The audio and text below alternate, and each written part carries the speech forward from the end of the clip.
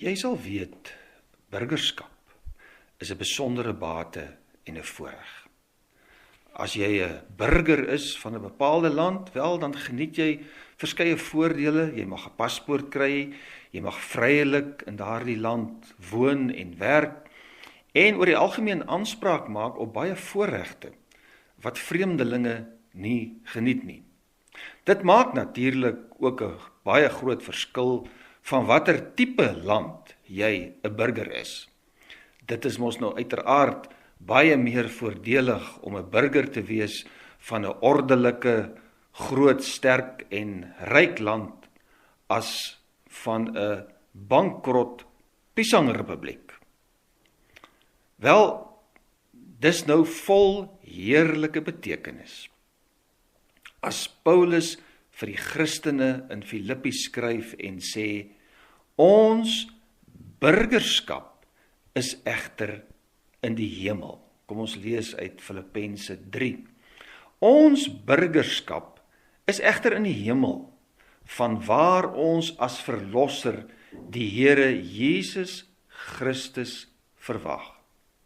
Hy sal ons nederige liggaam verander, om gelykvormig te word aan sy verheerlikte liggaam, deur die krag wat hom in staat stel om alles aan homself te onderwerp. Nou hierdie term burgerskap was vir die lesers van die Filippense brief waarskynlik vol betekenis. Dit was iets wat hulle baie goed verstaan het.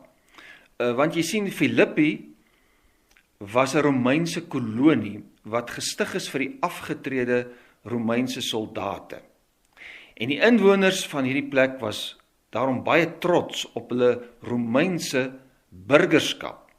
So al het hulle nou in Macedonië, ons kan sê 'n deel van Griekeland gewoon, het hulle self as burgers van Rome beskou.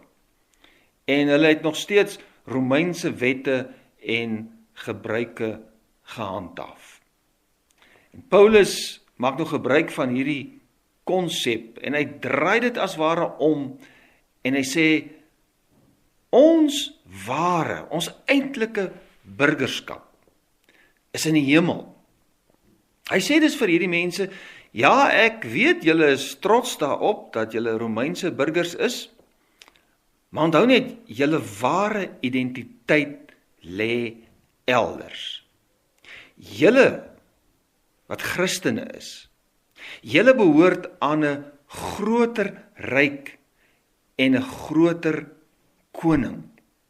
Ja, julle is burgers van die hemelse koninkryk met die verhoogde Jesus Christus as Here en koning. Nou, dit lyk eintlik asof burgerskap en natuurlik ook saam met blydskap een van die deurlopende temas in hierdie besondere brief is. Die Griekse woord vir burgerskap is politeuma. En dit sluit nogal aan by hoofstuk 1 vers 27, waar Paulus reeds vir hierdie Christene gesê het, wandel waardig die evangelie van Christus. Met ander woorde, tree so op, dat julle leefstyl so wees, dat dit waardig sal wees van die evangelie van Jesus, dat dit 'n goeie advertensie sal wees vir die evangelie van Jesus Christus. En die woord wat hy hier in vers 27 gebruik, is politeoeste, en dit het uiteraard dan nou die betekenis van optree soos burgers. Die opdrag aan my en jou is, leef soos hemelse burgers, nou reeds, terwyl ons hier op aarde is. En dis 'n geweldige saak. Weet jy, mense wat aan Jesus behoort, mense wat kan sê, Jesus is my alles, ek is deel van hierdie Christelike wedloop, en ek beer voort op die pad van geloof. Hierdie mense het die voorreg om hemelse burgers te wees. En weet jy, as hemelse burgers het ons 'n bepaalde positiewe, heerlike verwagting, 'n opgewondenheid. Ja, dis juis hierdie verwagting wat ons bly maak, ook in moeilike omstandighede nou hier op aarde. Dit wat ek en jy nou maar eintlik elke dag beleef. Omdat ons hemelse burgers is, verwag ons Jesus as verlosser. Nou spesifiek ook hierdie terme verlosser en die term Here, die Griekse woord is kurios, wat Paulus hier vir Jesus gebruik, was ook vol van betekenis binne die konteks van die Romeinse agtergrond van destyds. Dit was titels wat ook vir die Romeinse keisers gebruik is. Ons moet onthou, daar was ook destyds 'n keiserkultus, waar die keiser eintlik as 'n redder en as goddelik vereer is. En wat doen Paulus nou hier? Paulus herinner sy lesers dat dit nie die keiser is wat die bringer is van vrede en van geregtigheid nie. Dis nie die keiser wat vir julle 'n wonderlike toekoms gaan skep nie. Nee, ons hoop is alleenlik op Jesus. Jesus Christus, hy is die ware verlosser en die ware koning, die Here. En net so terloops, geliefdes, laat ons maar weer mekaar daarin herinner om nie ons hoop op menslike leiers te plaas nie. Hulle, maak nie saak wie hulle is nie, gaan jou beslis teleurstel. Nou wat is die wonderlike toekoms en vooruitsig vir ons as hemelse burgers? Wat is nou die groot voordeel van hemelse burgerskap? Kom ons kyk weer na vers 21. Hy, dis nou Jesus, sal ons nederige liggaam verander, om gelykvormig te word aan sy verheerlikte liggaam, deur die krag wat hom in staat stel om alles aan homself te onderwerp. Jesus het die absolute krag en majesteit en elke knie sal voor hom buig. Die groot opwindende nuus vir ons as mense wat aan Jesus behoort, is dat ons vernederde liggaam verander gaan word. Letterlik staan daar liggaam van vernedering. Nou dit beteken natuurlik nie dat die menslike liggaam op sigself boos en sleg of minder belangrik is nie. Ons liggame is tog deur God geskep wat gesê het, alles is goed. Nee, ons praat hier van 'n vernederde liggaam, want dit is 'n beskrywing van die werklikheid soos ons dit nou het en soos ons dit nou beleef in 'n stikkende, sondige wêreld. Ons as mense in geheel, juis ook ons liggame, ly almal aan die gevolge van die sondeval in die paradys. Ja, ook wat ons liggame betref, werk alles nie meer soos God dit oorspronklik bedoel het nie. Dink nou maar net, jy sal weet, ons is swak en ons word siek. Om my waarheid te sê, ons liggame gaan daagliks agteruit en ons almal moet sterf. Dis waarheen ons op pad is. Jy kan maar eintlik sê, ons loop hier op aarde rond as sterwendes. En dis nie swartgallig om dit te sê nie, dit is nou maar net die werklikheid. Maar meer nog, ons liggame het ook die basis en die setel van sonde geword. Ons sondig met ons liggame. Ja, ons is gebroke mense in alle opsigte. Ons hande, voete en veral seker ons breine is instrumente van sonde en dis aangetas deur die vernietigende virus, as ons dit so kan noem, van sonde. Maar dis nou die goeie nuus. Met Jesus se koms gaan dit alles verander. Ons liggame gaan volkome nuut word. Ja, ons liggame gaan bevry word van alle gebreke en sonde. Paulus praat daarvan in Romeine 8 vers 23 en dit gaan oor die vernuwing van die hele skepping en Paulus sien daarna uit en hy sê die skepping sien daarna uit dat alles nuut gemaak gaan word. Maar nou nog kry ons swaar en dan sê hy, en nie net die skepping nie, maar ook ons wat die Gees as God se eerste gawe ontvang het, sug innerlik, terwyl ons uitsien na ons aanneming tot kinders, die bevryding van ons liggame. Ja, die hele skepping gaan nuut gemaak word, die hele skepping sien as het ware uit daarna, maar hier is die besondere goeie nuus vir God se kinders. Vir elke kind van God. Ons gaan nie net ontslae wees van ons brille, pille en pyne nie. Ons gaan nie meer sonde doen nie.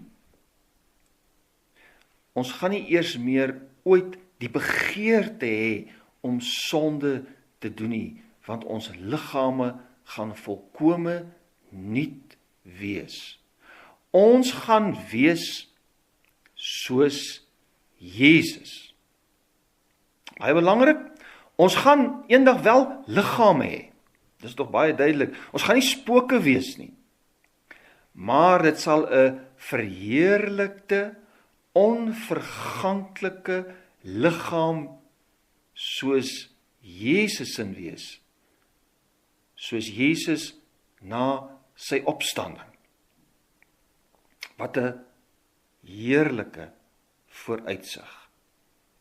Nou, as jy mooi oplet en ook na die voorafgaande verse kyk, dan sal jy sien, Paulus is hier besig om 'n opvallende, kragtige kontras te stel. Onthou, hy het met trane in sy oë gepraat van die vyande van die kruis. Kom ons kyk net weer na vers 18 en 19, want baie van wie ek dit dikwels vir julle gesê het en nou weer in trane sê, leef as vyande van die kruis van Christus. En dan beskryf hy hierdie mense, hulle einde is die verderf, die maag is hulle God, met 'n klein lettertjie. Hulle eer, of hulle heerlikheid, is geleë in hulle skande. Hulle wat aardse dinge bedink. Onthou as het gesê, hierdie vyande van die kruis, ons kan hulle ook noem valse Christene, is mense binne die kerk, lidmate, maar mense wat deur hulle leefstyl en hulle optrede Jesus verwerp. Ja, dit is 'n skrikwekkende moontlikheid dat 'n mens met jou mond kan sê jy glo in die Here Jesus, maar met jou lewe kies jy teen hom en is jy 'n vyand van die gekruisigde Jesus. So, Paulus kontrasteer nou die vals Christen, die vyand van die kruis, met die ware Christen, die hemelse burger. Kom ons kyk net vinnig daarna.